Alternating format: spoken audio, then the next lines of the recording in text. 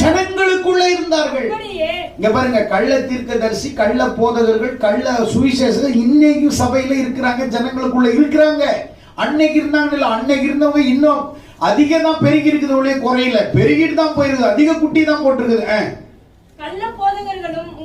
கள்ள போதகர்களும் இருப்பார்கள், அவர்கள் கேட்டுக்கேதுவான வேத புரட்டுகளை தந்திரமாய் நுழைய பண்ணி தங்களை கிரயத்துக் கொள்ளப்பட்ட ஆண்டவராகிய இயேசுவை மறுதலிக்கிறார், தீவிர விதமான அழிவை வருவித்துக் கொள்கிறார்கள்.